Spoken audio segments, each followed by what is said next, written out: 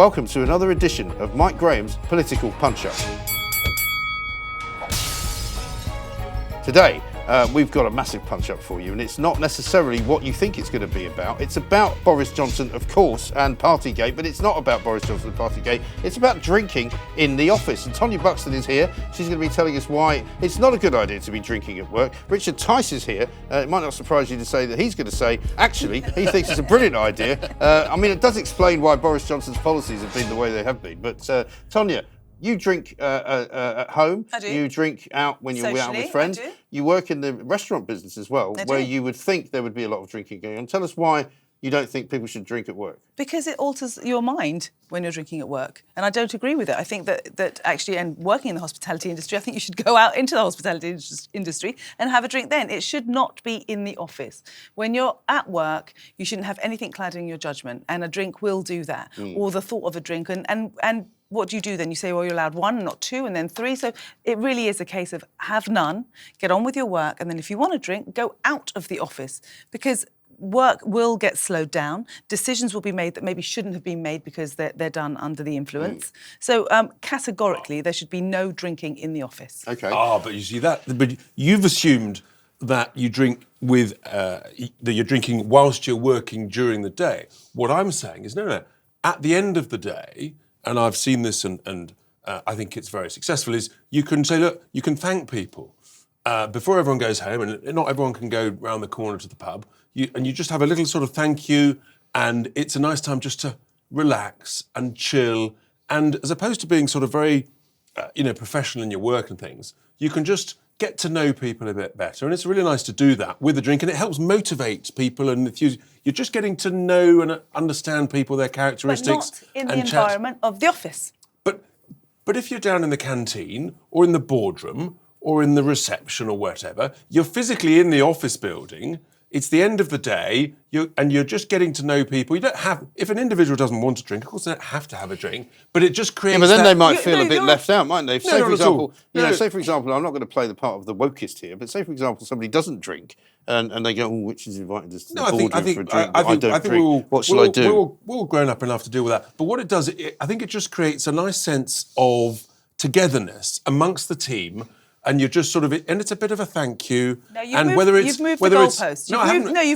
Yeah, come on, don't move the goalpost. We Tice. said we're drinking in the office. In Yes. the office is the working environment. Yes. And then you said, in the canteen or, That's in, all in part the of the lobby. working environment. In the boardroom, that's all.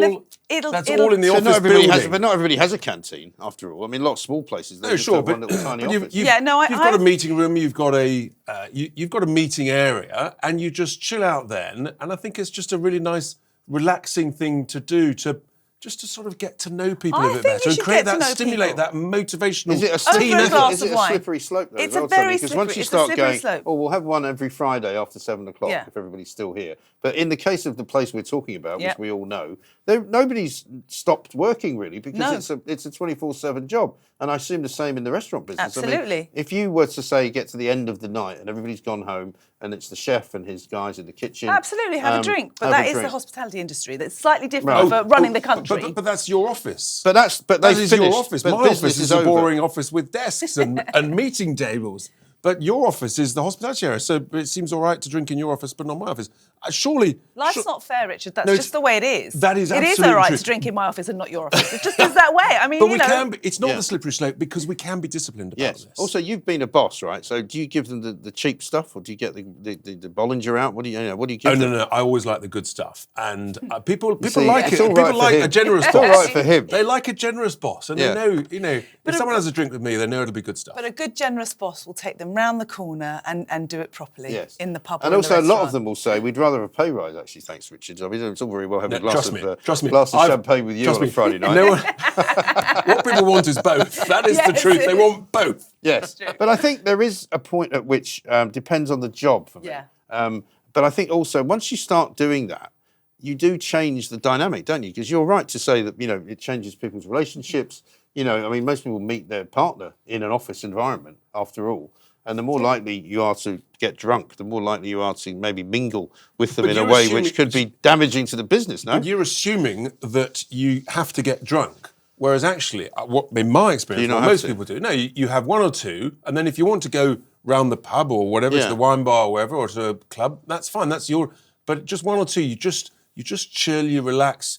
We're all humans, and actually socialising. It's one of the reasons why I think it's so good to get people back to the Well, that's office. the other problem. I mean, you're then discriminating against the people that are working from home, aren't you? Because you're going, well, we're having to do. I mean, isn't it funny? Excellent. Well, it's another way to get Yeah, people back to exactly. the Get them office. back in. Apparently, well, I mean, one thing about the Downing Street parties was at least the civil servants actually came in for those. You know, they didn't zoom in and go. Although even that, they were having some Zoom parties. But that's the other thing. You know, now you have to be so careful. I mean, I don't know what it's like in hospitality, but you know, if you, for example, had a do where people got a little bit tiddly and went off, and then something terrible happened, you're somehow liable then for that, aren't you? Well, as an employer. I don't know if that's the case, but that personal responsibility is personal responsibility. Yeah. It should not be the employers on those grounds. Even though I don't agree with having drinks in the office, I still don't think it's your fault if they go and fall over after they fall out of the office. No, Absolutely. that is the problem. So, I mean, would you say, for example, that certain businesses, I mean, certainly government business, you shouldn't be drinking, should you? If you're running the country and you're, like you said, it's a 24-hour job. I mean, if Boris Johnson's about to get on the phone with Vladimir Putin, who's probably had a couple of shots of vodka, you know, and some sheep serum or whatever it is he puts in his veins, you know, you don't really want Boris tipsy, do you? No, you don't want it. And the same with kind of medical environments. You don't want them tipsy. It's a 24-hour rolling thing. So I think don't know if hospitals that's are the case. definitely off limits. Yeah. Definitely We're no smart drinking enough- in the... We're smart enough to work out which places it may be suitable and what sort of, you know, whether it's once a month, once a fortnight. It's just something that that you can do in a gentle way. But no, obviously, if it's a medical environment, I mean, you're not going to have a booze up in an operating theatre, are you? But they're some of the most drunken people I know, people who work in the NHS. I mean, they seriously are. Yeah. Doctors and nurses. Nurses, woo. I mean, they're up to all kinds of stuff going on. I mean, you don't want to think about that. But what about Downing Street then, finally? Because, Yes. I mean, that's why we're doing this and talking about it. Should they ban drinking in Downing Street then? I personally think they should. I think. Well, I don't know. With this particular government, there is definitely a climate of drinking. It's an atmosphere of too much drinking, and what's happened over the lockdown period was wrong. Yeah. I think that if you're running the country, maybe you should not be drinking in the office. Yeah, I think so. I think, funnily enough, actually, I agree with that, given what's happened. Yeah. But I think it's a shame that it's come to that. Yeah. But it's one of those things where actually they've allowed it to completely overreach itself. They haven't applied common sense. They haven't applied any form of discipline. And so you ended up where you've got this sort of extreme reaction and you said, well, no, you can't have anything. Yeah. And again, that lacks a sense of motivational quality leadership.